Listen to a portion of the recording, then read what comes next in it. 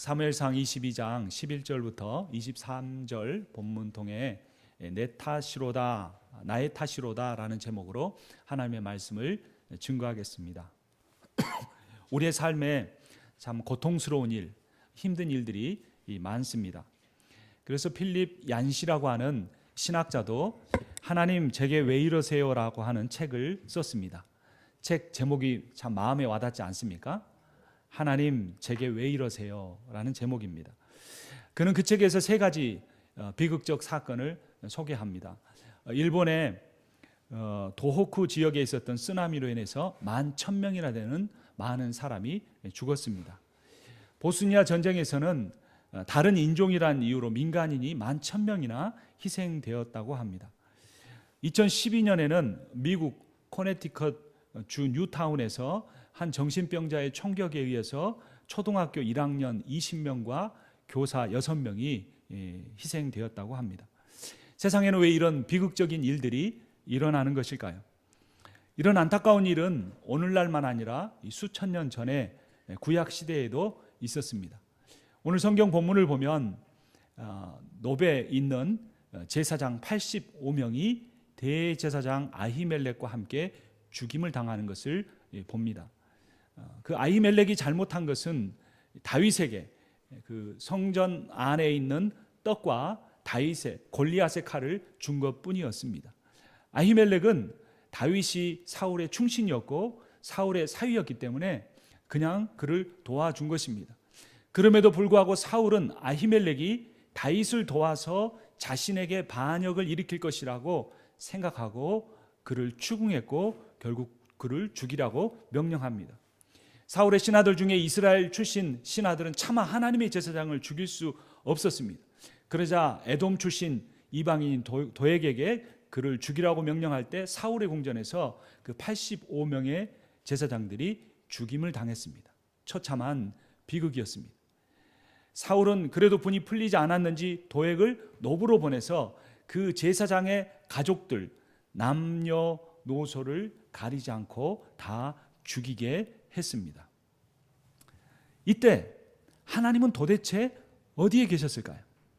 하나님은 왜 그 사울의 칼을 에돔인 도액의 칼을 막지 않으시고 그 제사장들을 죽게 하셨을까요? 그 어른 제사장들뿐만 아니라 어린 아이들까지 여인들까지 죽임을 당하게 내버려 두신 하나님의 뜻은 어디에 있었을까요? 우리의 인생에도 크고 작지만 이런 힘든 일을 우리가 겪기도 하고 아픔을 겪고 우리가 우리의 인생을 살아가게 됩니다. 필립 얀시라고 하는 신학자는 이런 상황에서 왜 고통은 있는가? 라는 질문보다 그런 고통의 순간들에 하나님은 어디 계셨는가? 어디 계시는가라는 질문이 우리에게 필요하다라고 말합니다. 그가 그런 질문을 통해 찾은 답은 세 가지였습니다.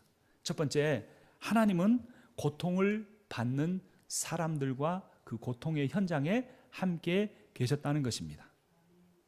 내가 가장 힘든 순간, 내가 가장 아픈 순간, 내가 가장 절망한 순간, 내가 이 인생에서 아무도 의지할 존재가 없고 불안하고 힘들고 어려운 그 순간에 하나님은 하늘 높은 곳에 계셔서 견뎌라, 이겨내라 말씀하신 분이 아니라 내가 고통을 겪는 그 자리에 함께 계시고 내 손을 붙잡고 나를 꼭 끌어안으시고 함께 그 고통과 슬픔을 감당하신다는 겁니다.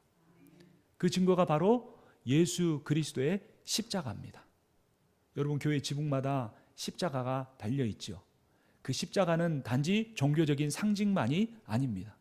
그 십자가야말로 그 거룩하신 하나님이, 그 전능하신 하나님이 연약한 피조물 가운데, 죄 많은 피조물 가운데 함께 하시고 그들이 당하는 고통과 슬픔을 함께 감당하시겠다는 그런 표시인 것입니다. 하나님은 지금도 고통당하는 이들과 고통당하는 우리들과 함께 계십니다. 하나님은 모세에게 나타나셔서 자신을 이렇게 소개했습니다. 나는 여호와다 그랬습니다. 여호와, 하나님이라는 건 신이라는 뜻이죠. 그냥 가십니다. 그분의 이름은 여호와입니다. 근데 여호와가 무슨 뜻이라고 가르쳐 주셨습니까? 나는 스스로 있는 자니라.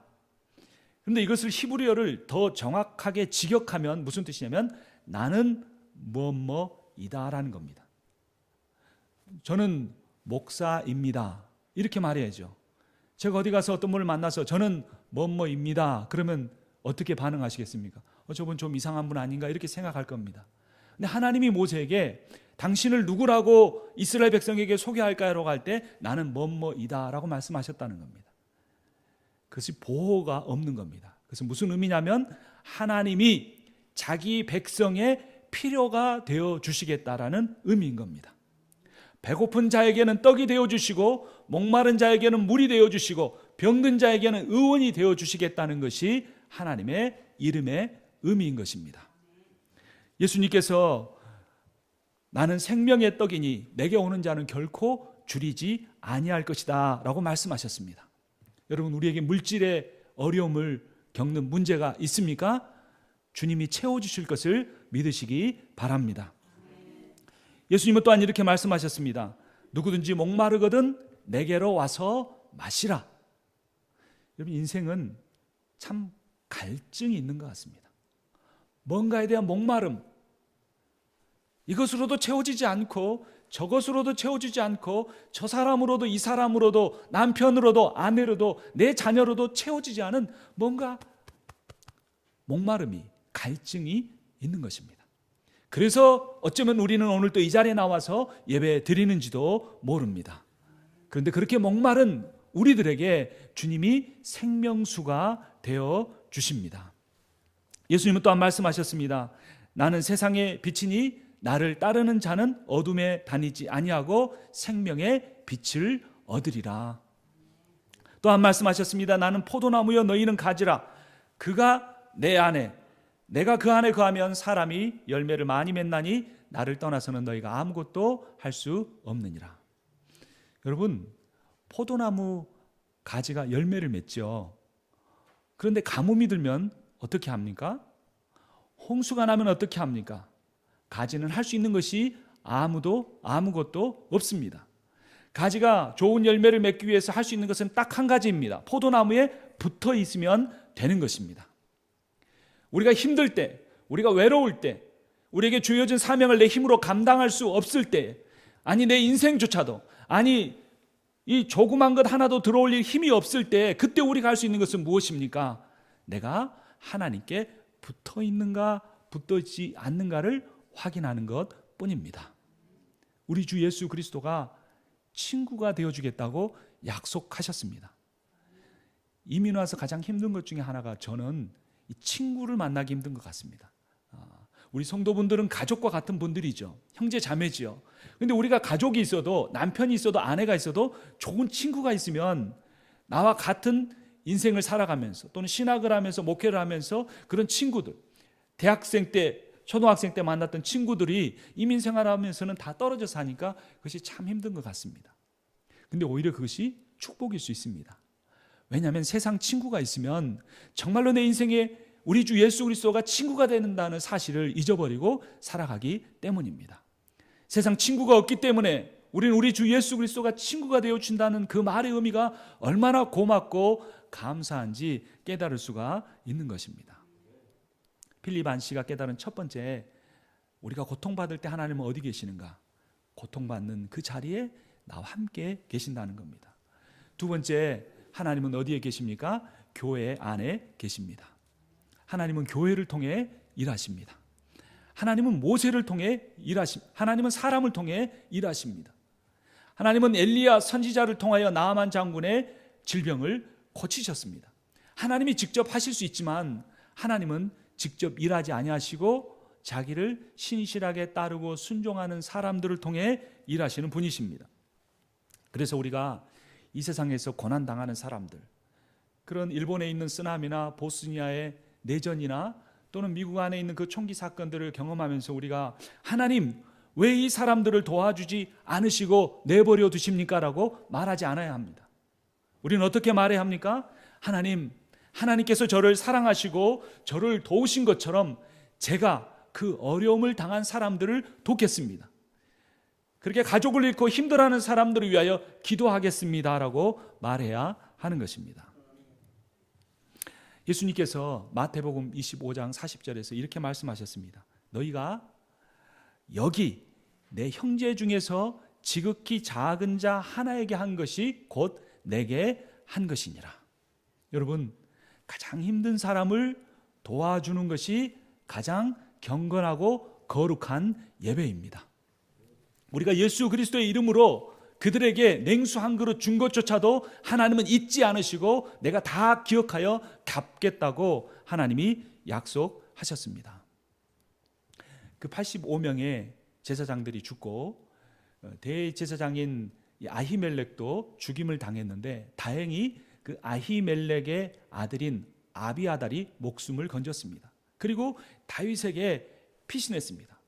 아마 그 옷에는 피가 묻어 있었을 것입니다. 그의 얼굴은 붉게 상기되었을 것이고 거친 숨을 몰아내시면서 눈물을 흘리고 통곡하면서 이렇게 말했을 겁니다. 다윗이여, 사울 왕이 제사장을 모두 다 죽이고 말았습니다. 하나님의 나라에 가장 큰 비극이 일어나고 말았습니다. 이렇게 말했을 것입니다. 그때 다윗이 22절과 23절에서 이렇게 말합니다. 우리 한번 그 본문을 함께 읽겠습니다. 제가 22절을 읽겠습니다. 다윗이 아비아달에게 이르되 그날에 에돔 사람 도액이 거기 있기로 그가 반드시 사울에게 말할 줄 내가 알았노라. 내 아버지의 집에 모든 사람 죽은 것이 나의 탓이로다. 함께 읽겠습니다. 두려워하지 말고 내게 있으라. 내 생명을 찾는 자가 내 생명도 찾는 자니 네가 나와 함께 있으면 안전하리라 하니라. 다윗이 그 아비아달에게 한 첫 번째 말이 무엇이었습니까? 누구 탓이라는 겁니까? 나의 탓이로다 라고 말했습니다. 왜 그렇게 부주의하였습니까? 사울이 부른다고 왜 갔습니까? 왜 그렇게 방비하지 못했습니까? 탓하지 않았습니다. 섣부른 권면도 하지 않았습니다. 다윗은 그것이 다 자기 탓이라고 그것을 끌어안았습니다. 그리고 두려워하지 말라고, 내게 있으라고, 당신의 생명을 내 목숨을 걸고 지켜주겠다고 그렇게 약속을 했습니다. 여러분, 우리는 우리 주변에 고통을 당하거나 힘들어하거나 질병 가운데 있는 사람들을 보게 됩니다. 그들을 직접 도울 수도 있습니다. 그들을 말을 통해 도울 수도 있습니다. 그런데 가장 주의해야 될 것은 말인 것 같습니다. 고통당하는 사람들에게 이렇게 말해서는 안 됩니다. 무언가 하나님의 뜻이 있을 거예요. 성경에 감당하지 못할 시련은 주시지 않는다고 했어요. 성경에는 모든 것이 합력하여 선을 이룬다고 했습니다.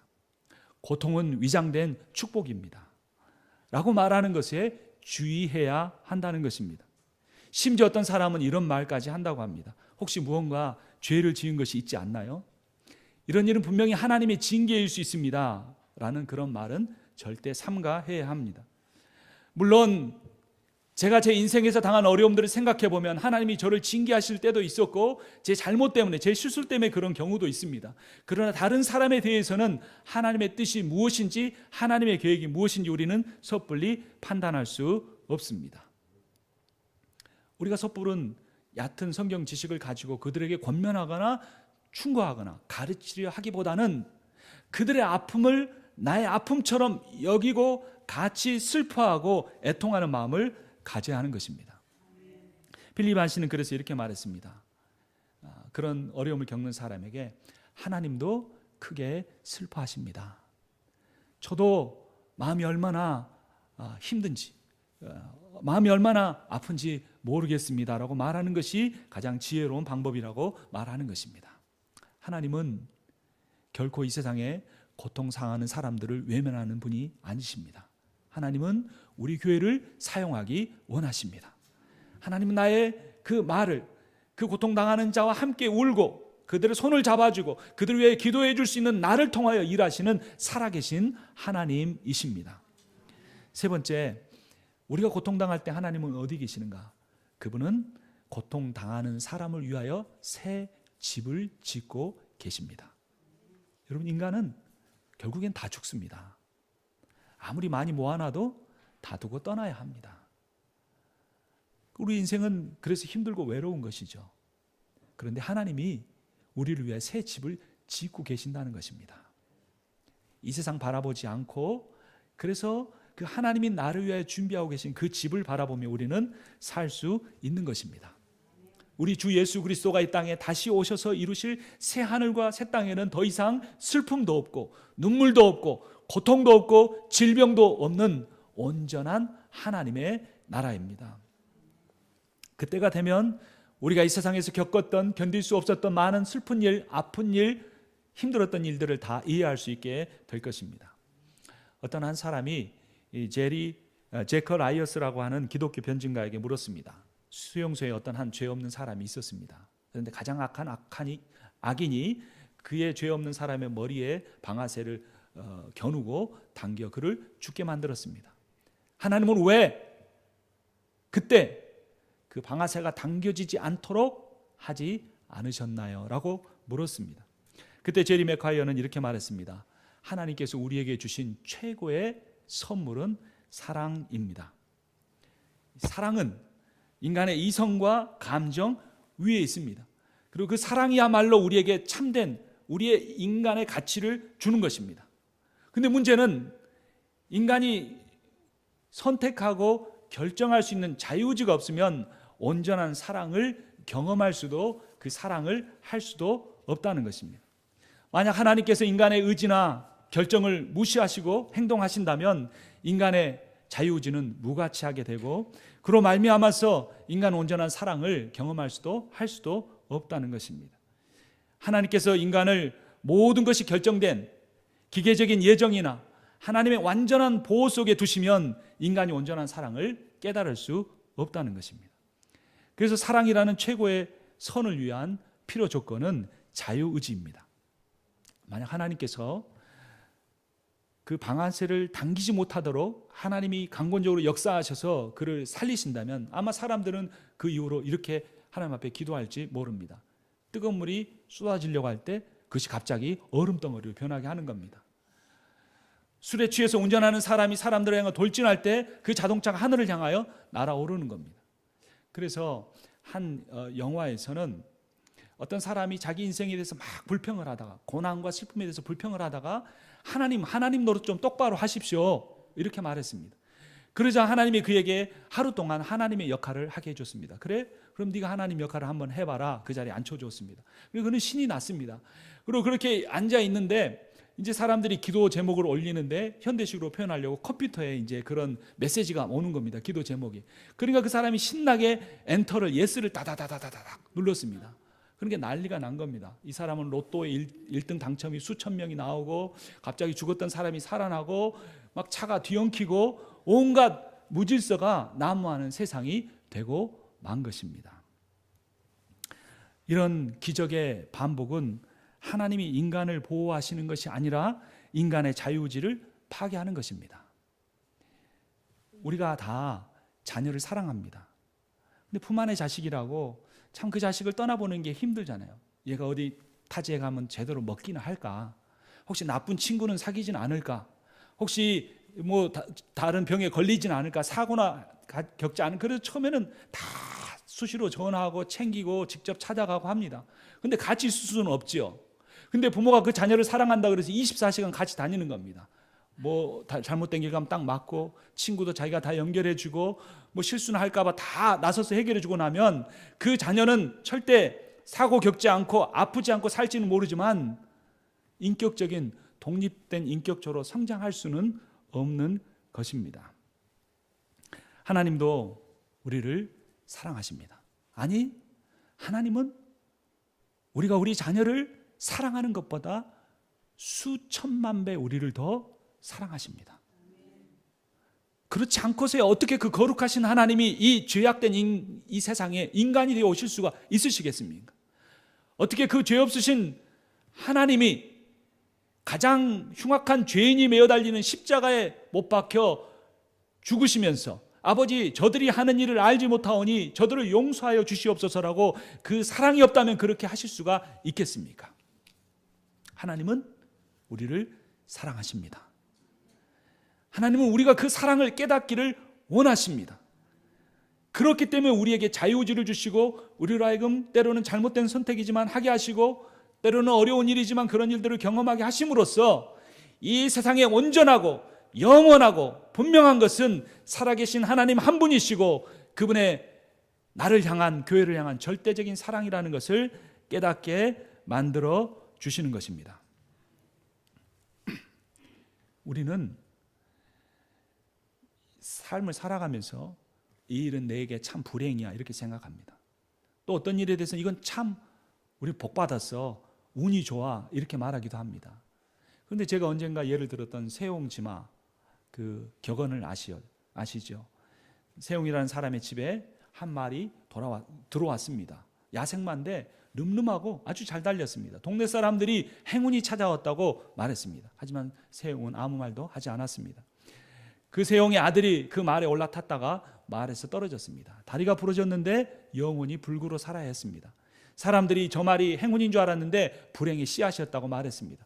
그래도 세옹은 아무 말도 하지 않았습니다. 그 나라에 큰 전쟁이 일어났습니다. 그래서 모든 젊은이들이 전쟁터에 끌려나가서 비참하게 죽어갔는데 세옹의 아들은 다리를 절었기 때문에 전쟁터에 나가지 않고 목숨을 건졌습니다. 하나님을 모르는 세상 사람도 세옹지마라는 격언을 통해서 인생의 행운인가 불행인가 우리가 쉽게 판단할 수 없다고 말합니다. 하물며 우리는 영원 전부터 계시고 지금도 살아계시고 영원히 계실 그 하나님을 믿는다고 하면서 이 짧은 지식을 가지고, 짧은 인생 경험을 가지고 어떤 것이 행운인가 불행인가 쉽게 판단하고 말하고, 불행인 것 같으면 피하고 싶고 행운이라면 덥석 물려고 하는 그러한 생각을 내려놓아야 하는 것입니다. 우리는 이런 단순한 이야기를 통해서도 인간의 행운과 불행을 쉽게 예측할 수 없다는 것을 깨닫게 됩니다. 하물며 이 복잡한 수천억 개의 별들이 움직이고 있고 인간의 세포 안에 수억 개의 세포가 움직여 한 생명이 움직여가는 이런 세상 속에서 우리가 어떻게 되는 것이 행운인지, 어떻게 되는 것이 불행인지 어떻게 알 수 있겠습니까? 우리는 다만 최고의 지식과 지혜를 가지신 하나님께서 이 세상을 가장 온전하게 다스리고 계신다는 사실을 믿어야 합니다. 그리고 그 하나님께 우리의 인생을 맡겨야 합니다. 오히려 불행처럼 보이는 일, 물질적인 손해를 입었거나 몸이 쉽게 아픈다고 할지라도 하나님이 이를 통하여 어떻게 역사하실지를 기대하는 그런 온전한 믿음을 가져야 합니다. 오히려 내가 원하지 않은 물질을 얻게 되었을 때, 오히려 내가 이전에 없었던 건강을 갖게 되었을 때 우리는 오히려 더 겸손해지고 하나님이 이것들을 주신 목적이 어디에 있는가를 생각하고 하나님의 뜻대로 사용하고 살려고 애써야 하는 것입니다. 나중에 하나님의 얼굴을 우리가 마주 대하게 될 날이 오게 될 것입니다. 그때 우리는 하나님께서 그 수용소에서 그 죄 없는 사람을 향한 총구의 방아쇠가 왜 당겨지지 않게 하지 않으셨는지 그 이유를 알게 될 것입니다. 우리는 그때 하나님을 대면하게 될 때 그 사울의 궁전에서 85명의 제사장이 왜 죽어야만 했는지, 노베서 그 제사장의 자녀들이, 부인들이 왜 죽어야만 했는지 그 이유를 알게 될 것입니다. 이 세상에 너무 비극적인 일들이 많고 고통을 겪는 사람들이 많고 하나님은 그들의 전혀 개입을 하지 않으시는 분처럼 보이지만 하나님은 살아계시고 이 모든 일을 주관하시거나 허용하시는 분이십니다. 하나님은 고통받는 자들을 외면하지 아니하시고 그들을 사랑하시고 그들과 함께 고통을 지금도 받고 계십니다. 하나님은 그들을 위한 영원하고 온전한 나라를 만들고 계시고 그 일을 위해 자신의 독생자의 생명을 희생하셨습니다. 하나님은 우리 그리스도인들이, 우리 제1한인 장로교회가 제가 고통받는 사람들을 위로하고 섬기는 작은 예수로 하나님의 형상으로 살아가기를 원하고 계십니다. 하나님, 우리가 그들을 돕는 것이 하나님을 가장 온전하게 예배하는 것이라고 말씀하셨습니다. 다윗이 제사장들의 죽음을 나의 탓이로다 라고 말했던 것처럼, 자신의 책임이라고 고백했던 것처럼 우리도 이 세상에 있는 많은 재난이나 먼 나라에 있는 전쟁이나 또는 이 지역사회에 있는 어떤 아픔일지라도 그것이 내가 깨어있어서 기도하지 못한 책임이라고 생각하고 내가 한 사람으로서 그리스도인으로서 헌신과 섬김을 제대로 하지 못한 때문이라고 말하고 그 일을 감당하는 삶을 살아야 할 것입니다. 가정에 어려운 문제가 있다면 배우자에게 탓을 하지 말고 이것이 다 내 탓이네라고 말할 수 있어야 합니다. 교회 문제에 대해서도 어떤 특정한 사람들의 책임이라고 말하지 않고 내 탓입니다라고 말할 수 있어야 합니다. 그렇게 예수 그리스도가 가셨던 십자가의 희생과 헌신과 섬김의 길을 가시고 하나님의 대사로 살아가시는 여러분과 제가 되기를 주님의 이름으로 축원합니다. 살아계신